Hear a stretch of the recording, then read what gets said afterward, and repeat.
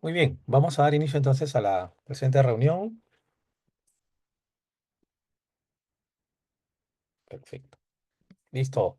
Muy bien, buenas tardes. Mi nombre es Miguel Guevara, yo soy médico internista del Hospital Rebagliati y docente del curso de Introducción a la Clínica.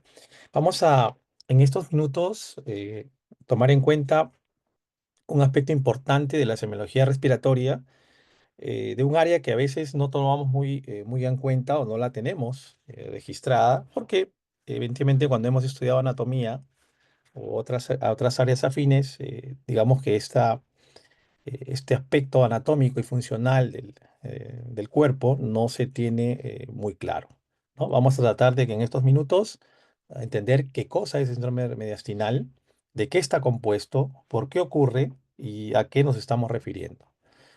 Entonces vamos a hablar, comenzamos con esta definición. Segundo, a ver, un momento por favor, acaba de salir sesión. Sí, a ver. Ujú. Listo. Ahora sí. Ahí estamos viendo un paciente, ¿sí?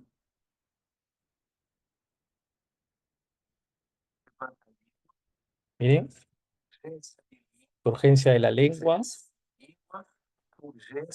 en el cuello, las venas, tanto del tórax como del abdomen, ¿no? Entonces, estamos frente a un paciente que evidentemente tiene un proceso relacionado a lo que estamos conversando, se llama síndrome mediastinal. Este es un caso muy típico, ¿no? Pero también vamos a ver de que es un tema bastante avanzado. Lo volvemos a ver, ¿sí?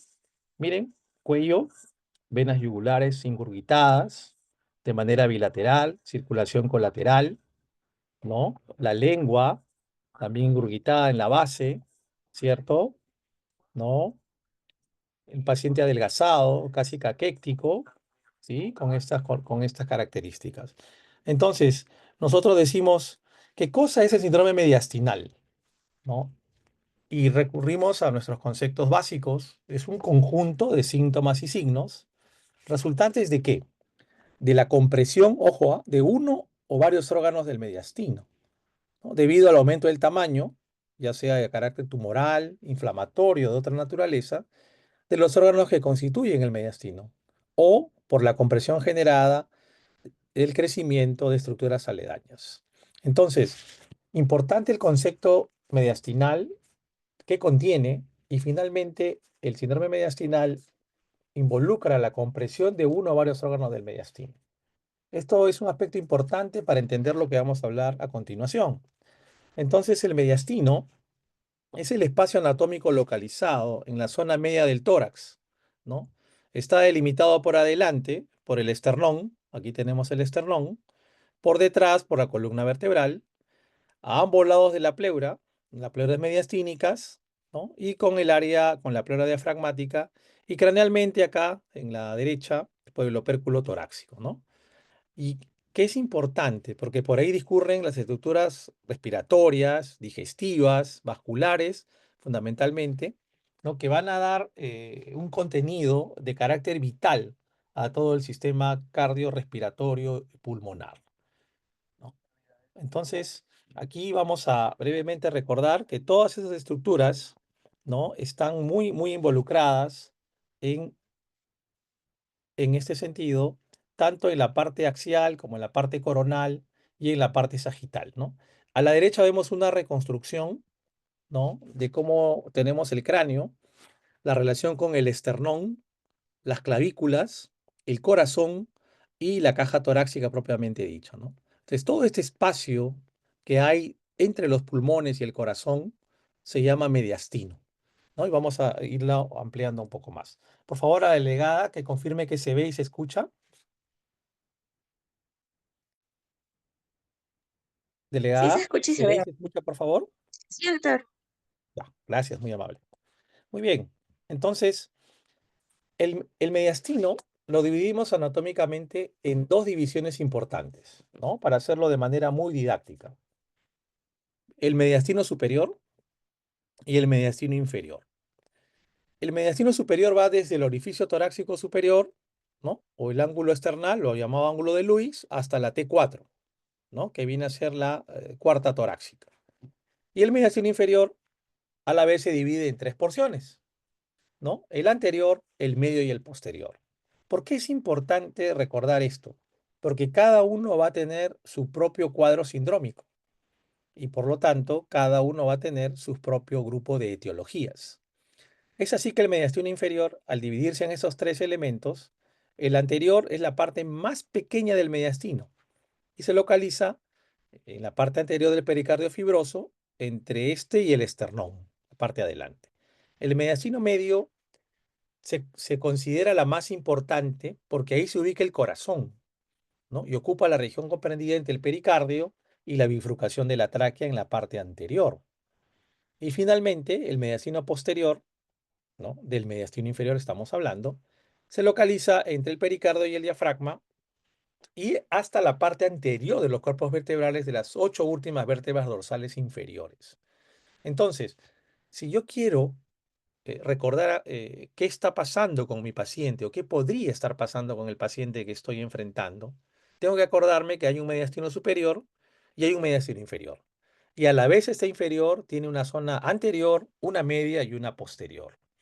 El mediastino, entonces, acá como lo vemos, ¿no? Es una estructura que va a ocupar todo ese espacio donde vemos ahí la figura. Acá está el corazón, está cortado, ¿no? Y esa es la parte lateral. Miren, acá está el mediastino superior, el mediastino medio, el mediastino anterior y posterior, ¿no? Acá vemos en rojo, vamos de la derecha, el posterior, el medio y el mediastino anterior. Ambos de la parte inferior. Y el mediastino superior aquí en verde, ¿no? Está mucho más claro. Entonces, si yo me ubico anatómicamente, puedo estar yo hablando del mediastino superior y del mediastino inferior. El mediastino superior, ¿no? Tiene su propia entidad, que vamos a conversarla dentro de unos minutos, ¿no? Y es característico del síndrome mediastinal, ¿no? Es el más frecuente de todos. Sin embargo, cuando nos ocupamos del mediastino inferior, tanto la zona anterior, media y posterior también tiene su propia semiología, ¿no? Que corresponde. Entonces, este gráfico, que es bastante sencillo, nos da una orientación de dónde estamos. Columna vertebral, esternón, costillas y la localización. No se olviden que acá este 4 ángulo de Lewis, el que nos va a dar el punto de corte, ¿no? Y el pericardio fibroso anterior, el corazón y las vértebras son las que nos van a dar las limitaciones hacia de atrás, de adelante hacia atrás. Muy bien, entonces yo digo, ¿qué compone el mediastino superior? Tengo que acordarme mi anatomía, porque a partir de ahí hemos dicho que los órganos que componen el mediastino son los que finalmente nos van a dar el síndrome. Entonces yo tengo que recordar que ahí está el timo, ¿no? Aquel que se forma esa estructura hasta los primeros años de vida y generalmente desaparecen en la adolescencia, ¿sí? Después tenemos los troncos venosos brachiocefálicos. Ojo acá, la vena cava superior, ¿no? La vena cava superior muy importante, el callado de la aorta, el gran famoso conducto torácico, los nervios vagos, el nervio frénicos, los laringios recurrentes, ¿no? Que son estructuras muy, muy conocidas, la tráquea y el esófago, por supuesto, y algunos músculos prevertebrales. Entonces, todo esto compone el mediastino superior. Entonces, para mí es más sencillo ahora entender si alguno de estos elementos se ve afectado de manera directa o indirecta, voy a tener una semiología de mediastino superior. Y a la vez, en el mediastino inferior, tengo que recordar que en el mediastino inferior se divide en tres elementos, como recordamos hace unos minutos. Y en el mediastino anterior, ¿qué tengo? Cuando es un niño, tengo el timo, ¿no? Tengo la rama de los vasos torácicos, hay grasa, y hay ganglios y algunos vasos linfáticos. En el mediastino medio está el pericardio fibroso, el corazón y la porción inicial de los grandes vasos. Y finalmente, miren, en la parte posterior, que es más rica en elementos, está la aorta torácica, el conducto torácico, los linfáticos, la vena ácigos, ¿no? Los nervios esplácnicos, parte del esófago, el nervio vago y, cómo no, los troncos simpáticos torácicos. Entonces, Otra vez, si yo tengo claro dónde estoy ubicado anatómicamente, es mucho más sencillo entender lo que está pasando con mi paciente. Por lo tanto, y acá viene la parte medular de esta reunión. ¿Qué constituye el síndrome mediastinal? ¿Cuáles son los constituyentes del síndrome mediastinal? Son tres elementos. Hay un fenómeno obstructivo de los vasos, y eso habitualmente lo hablamos de las venas, y fundamentalmente la vena cava superior, correcto. El segundo, un fenómeno obstructivo de vísceras huecas. ¿Qué vísceras? El esófago y la tráquea. Y el tercer aspecto fundamental es la disfunción neurológica en más o menor intensidad. Hablamos del nervio neumogástrico y recurrente izquierdo, el nervio frénico o finalmente el plexo simpático, sobre todo a nivel del ganglio estrellado. Entonces, regresamos a lo medular del asunto. Los síndromes mediastínicos están producidos fundamentalmente por la compresión de estructuras que forman el mediastino, vasos, nervios, vía aérea, ¿no? Secundaria a una patología de origen tumoral o no. Entonces, fenómeno obstructivo de vasos, fenómeno obstructivo de vísceras huecas o disfunción neurológica son las que finalmente constituyen el síndrome mediastinal. De esta forma, voy a presentarles el síndrome mediastínico superior y por antonomasia, ¿no? Estamos hablando de qué? Del síndrome de vena cava superior, que es una de las estructuras más prominentes. Entonces, cuando ocurre esta situación, tengo un paciente que fundamentalmente va a presentar disnea como síntoma más frecuente. Pero doctor, en toda la semiología respiratoria hay disnea. Correcto, efectivamente. En más de un síndrome respiratorio van a encontrar disnea. Y el mensaje es no olvidarnos que la disnea es un síntoma también en los síndromes mediastínicos, ¿no? Pero a esto se acompaña de qué? De una sensación de embotamiento craneal. Es como un tipo de cefalea, ¿no? Como tipo pesadez, ¿no? El paciente refiere como que tuviera una olla, un sombrero o algo que ajusta de manera constante. Habitualmente puede haber tos y algo muy, muy, muy, muy llamativo, ¿no? El dolor torácico empeora cuando el paciente se inclina hacia adelante, ¿no? Entonces, eso lo tengo que preguntar. El paciente por sí solo es difícil que lo diga. Entonces, tengo disnea, tengo una sensación de embotamiento craneal, voy a tener tos, generalmente seca o no productiva, una cefalea de tipo holocraneal y un dolor torácico que tiene una característica fundamental, que empeora al inclinarse hacia adelante. ¿Y qué voy a encontrar en los signos? ¿Qué voy a encontrar? El famoso edema facial, ¿no? En el cuello y en la parte hemitórax superior del hemitórax.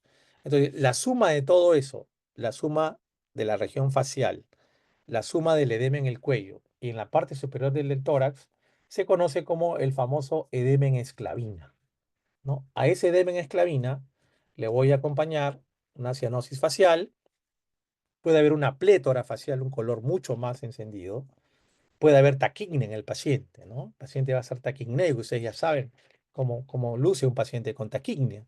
Y finalmente las famosas telangiectasias en el cuello y tórax, cuando hablamos de la famosa circulación colateral, ¿no? Entonces, ¿quién es el máximo representante del síndrome mediastínico superior? El síndrome de vena cava superior. ¿Y cómo ocurre esto? Porque hemos dicho obstrucción, ¿se acuerdan? El síndrome de vena cava superior está provocado por la obstrucción de dicha vena, ya sea por una compresión extrínseca, ¿no? O un trombo intramural o una afectación tumoral intrínseca. Entonces, con esto damos inicio a lo que viene a ser los cuadros sindrómicos. Y digo, ¿cómo parece? Entonces acá veo un paciente con una plétora, con circulación colateral en la parte del hemitórax, ¿no? Muy pletórico, ¿cierto? Esta señora, ¿no? Que tiene un edema ya en esclavina, miren la zona todo del cuello, ¿sí? Ella tuvo un catéter central que obstruyó la vena cava superior, ya se lo retiraron, pero generó la obstrucción. Y miren cómo está la cara redonda, el cuello está más ancho, ¿no? Y hay una circulación colateral también inicial. Este paciente que es parecido al del video inicial, con gran circulación colateral, con baja de peso, ¿no? Cómo se distribuye todo a nivel del cuello y de la parte del hemitórax. Y este paciente ya es mucho más característico, ¿no? Tiene una gran masa, ¿cierto? Con gran circulación colateral, con una marcada disminución de peso, que permite ver incluso algunas estructuras de la parte cervical. Y este paciente, que si bien es más joven, también tiene una circulación colateral, ¿no? Importante el hemitórax, la parte superior y un aumento de volumen en el cuello. Todos estos elementos están presentes en el síndrome de vena cava superior, ¿no? Y vamos a encontrar todo un bagaje de, digamos, de aspectos según el paciente. Evidentemente, la edad y el sexo va a tener esa variabilidad, pero si observamos muy detenidamente la plétora, ¿no? La edema esclavina, la circulación colateral, son las que van a predominar en este cuadro sindrómico.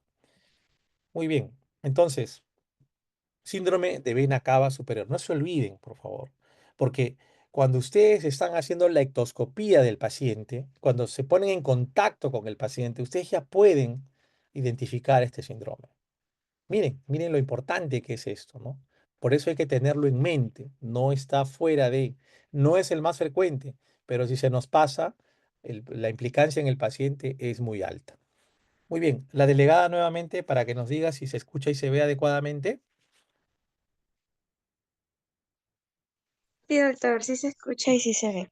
Perfecto, muchas gracias, doctor. Muy bien, entonces, ¿cuáles son las causas de este síndrome de vena cava superior? Si hablamos de las causas no tumorales, solamente me quiero referir a la más frecuente, que es la trombosis por catéter venoso central o marcapasos. ¿Ya? Es la forma más frecuente, pero también hay otros cuadros como granulomas por histoplasmosis, por mediastinitis tuberculosa también, ¿no? Que solemos ver en algunos casos, pero frecuentemente estamos hablando de trombosis asociado a catéteres de alto flujo, catéter de diálisis, catéter para pasar medicamentos, paciente crítico que está en la UCI o que está en la emergencia, ¿no? O paciente que tiene algún defecto del ritmo cardíaco y requiere un marcapaso, ¿no? Y este paciente desarrolla un trombo en la vena cava superior, desarrollando un síndrome de vena cava superior o un síndrome mediastinal superior. Y en las causas tumorales, a la cabeza tenemos al cáncer de pulmón, ¿no? En lo que llamamos las famosas OAXEL, y los linfomas, ¿no? Los linfomas mediastinales, que lo vemos con regular frecuencia en el hospital, ¿no? Los ganglios que crecen producto de esta enfermedad comprimen esta vena, provocando el síndrome, ¿no? Otras también lo vemos cuando los ganglios son invadidos por otros tipos de neoplasias, tipo cáncer de mama, melanomas o cáncer gastrointestinales también. ¿Qué estamos viendo en la foto? Una placa de tórax, ¿cierto? Una placa de tórax al lado izquierdo con el mediastino ancho, ¿no? Vemos ahí una estructura que nos llama mucho la atención, por arriba y a la izquierda de la silueta cardíaca se está engrosando. Y en la tomografía, que ahora nos ayuda muchísimo, que es como el gol estándar, ¿no? De momento para estos estudios, ¿no? Se ve la vena cava superior. Miren, todo lo que está de blanco, o sea, todo lo que está hiperdenso, es solamente el pequeño contraste de lo que queda de la luz de la vena cava. Y todo lo que está hipodenso, esto que más oscuro, es todo el trombo, ¿no? Entonces, como el trombo ha ocupado casi toda la luz de la vena y la vena se ha dilatado, ¿no? A diferencia de la arteria, la pared de la vena es mucho más lábil y se dilata, ¿no? Entonces pasa casi lo mínimo, pero esa dilatación es como por un sistema de vasos comunicantes, hace que todo el sistema se dilate. Por eso que tenemos esta circulación colateral que vemos a nivel del tórax, ¿no? Entonces, esto es síndrome de vena cava superior por una trombosis de la vena cava, producto de un catéter de venoso central o catéter por marcapaso. Muy bien, aquí les quiero pasar este pequeño video de lo que significa, ¿no? Entender cómo es que llega mi paciente con un síndrome mediastinal en síndrome de vena cava, ¿no? Vamos a mirarlo ahí. Esta es la ventana pulmonar de la tomografía, ¿no? Vamos a ver el corazón, los grandes vasos, los pulmones están totalmente normales a ese lado, ¿cierto? Esta es una forma axial, ¿no? La tomografía axial que nosotros conocemos. Acá estamos viendo la ventana mediastinal y vimos ya cómo aparece, miren acá, cómo aparece, acá aparece una tremenda masa, ¿no? Enorme, ¿cierto? Enorme la masa. Y después vemos ya los vasos, vemos las cavidades porque es una tomografía con contraste. Esta es la ventana mediastinal, ¿sí? Y acá la misma ventana mediastinal, pero con otro corte. Miren cómo se aprecia tremenda masa debajo del esternón o atrás del esternón. Acá están los grandes vasos, las cavidades, ¿no?, del corazón. Y nos estamos refiriendo a que toda esa masa que estamos, ahí está en la columna vertebral hacia la parte posterior, ¿no? Acá también vemos en otra toma, ¿cierto? Igual la masa hacia adelante, miren, enorme la masa hacia adelante, cómo se ve el esternón y cómo se ve la columna, ¿no? Entonces, este video nos permite tener muy claro, aquí lo voy a recrear, ¿no? En este último corte, esto es la masa, ¿no? Esta zona hipodensa, ¿cierto? Esta zona hipodensa. Doctor, pero si usted dice que es un vaso, ¿por qué no se pinta? ¿No? Porque es una vena, debería tener contraste, claro. Lo que pasa es que todo lo que estamos viendo, como vimos en la foto anterior, es el trombo, ¿no? Es casi el trombo, casi no pasa sangre por acá. Por eso que el contraste no llega a este nivel, ¿no? Si se ve acá en la aorta, se ven los otros vasos. En el corte axial vemos alguna zona de vasos, la columna, el esternón hacia adelante y todo eso que vemos ahí es la vena cava, ¿no? Esa zona hipodensa enorme es la vena cava, es un gran trombo. Igual se ve acá en este corte paralelo también, ¿no? Vemos por encima de los vasos, ¿cierto? De tremenda masa. Este, eh, Esto me permite decirles que ahora las imágenes que tenemos a la mano en la actualidad nos permite delimitar muy, muy bien, en la mayoría de los casos, ¿no? Qué componente del mediastino está provocando el síndrome mediastinal. Pero ojo, nosotros no vamos a solicitar una tomografía con contraste, digamos, con corte con estándar,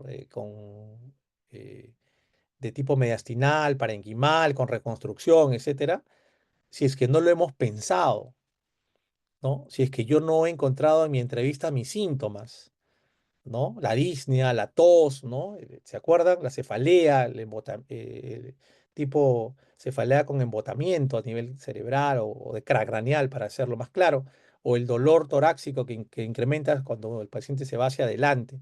Si yo no tengo eso en mi entrevista, no encuentro edema en esclavina, no hay circulación colateral, no voy a pedir esto. Entonces, mucho cuidado con que veo una tomografía y voy a ver qué cosa me dice. No, eso es un error frecuente que ahora mucho vemos en la práctica clínica. Todo nace de una buena entrevista, o sea, una buena técnica semiológica, que implica una entrevista adecuada y un examen físico prolijo. Y después de esto pedimos pruebas como esta, que es una tomografía contrastada con todos esos, en protocolo para definir masas mediastinales. Muy bien, pero no solamente está el mediastino superior, también está el mediastino medio. El mediastino medio hemos dicho que puede haber, cuando tenemos la compresión de la tráquea, ¿no? El paciente habitualmente presenta disnea inspiratoria, ¿no? Disnea inspiratoria, ¿no? Hay tiraje, la tos es más ronca y puede haber cianosis, ¿no?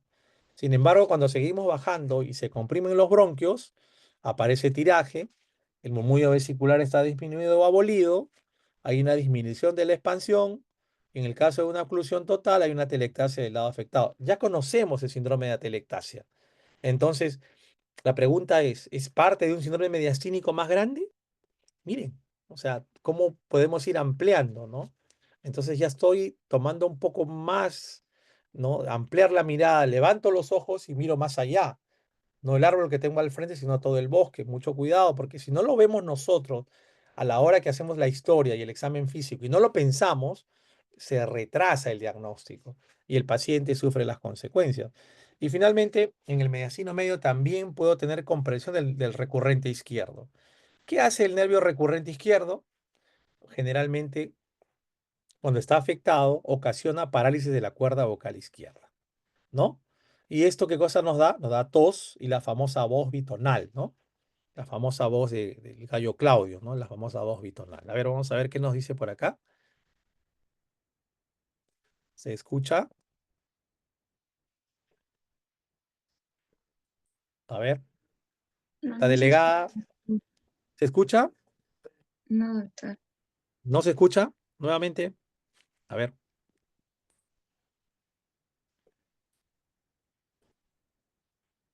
No, doctor.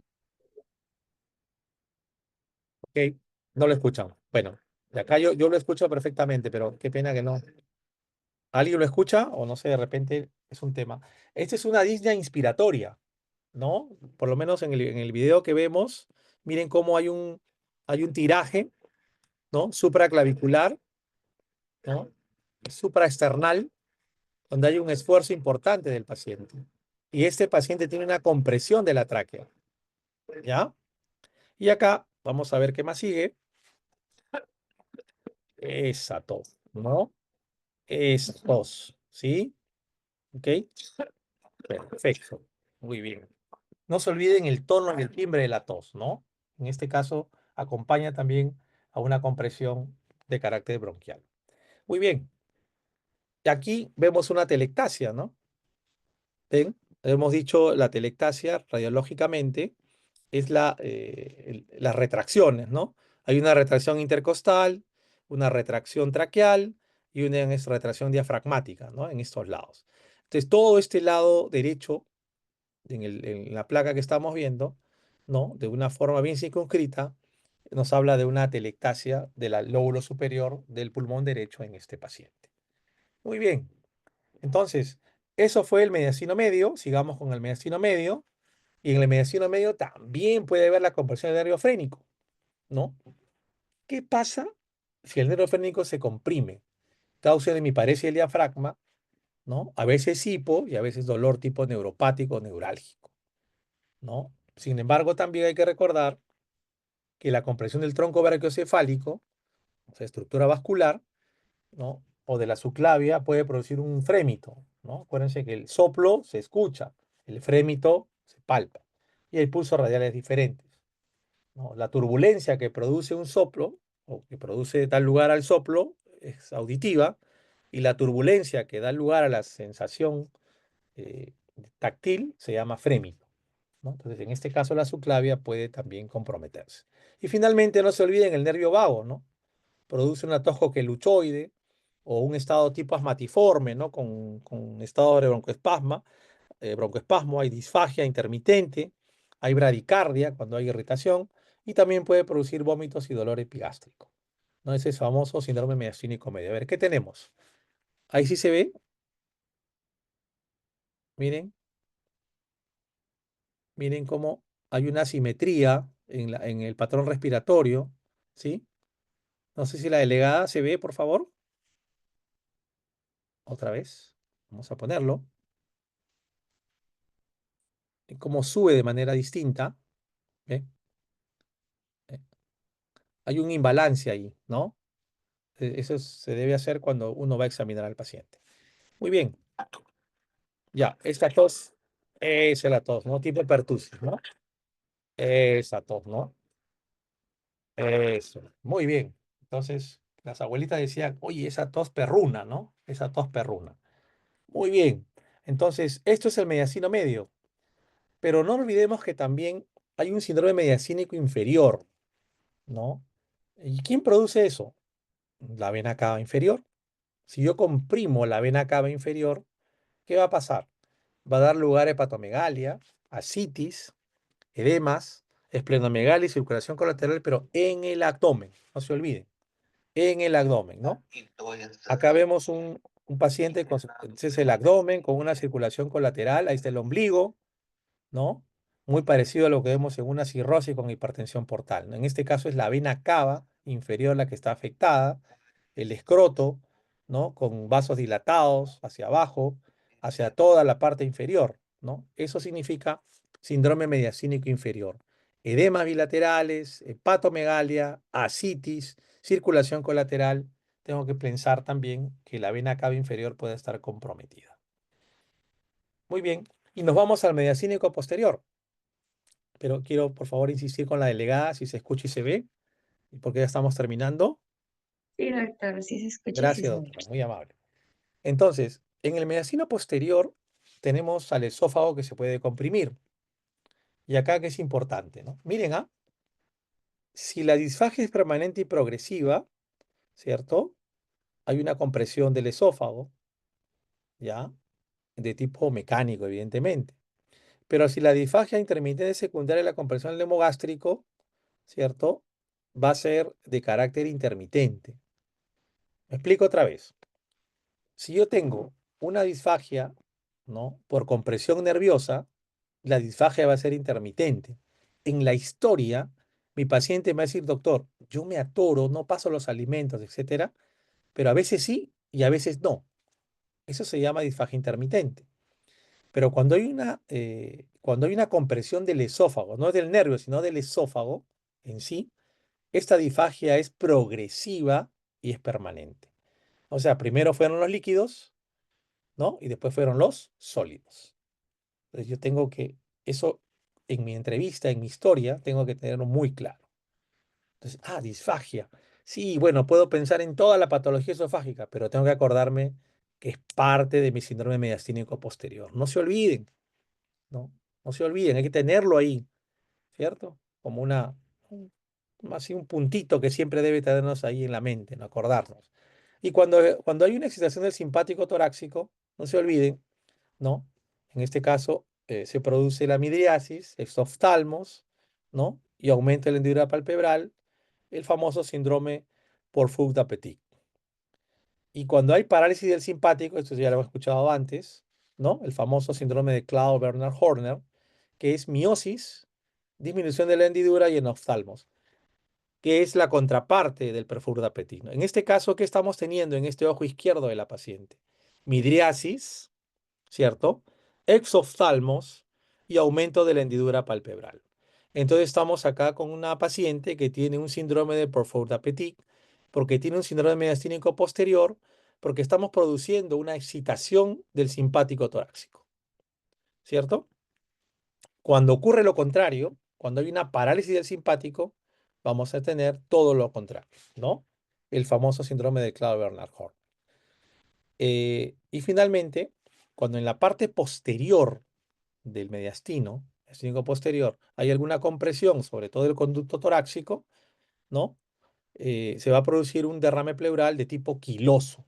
¿Cómo es eso? Cuando hago la toracocentesis, el líquido va a ser lechoso, pero blanquecino, ¿no? Y eso es lo que me va a llamar mucho la atención. No se olviden, entonces, líquido quiloso, blanquecino, derrame pleural, perfecto. Pienso en el síndrome mediastínico posterior por el compromiso, en este caso, del conducto torácico.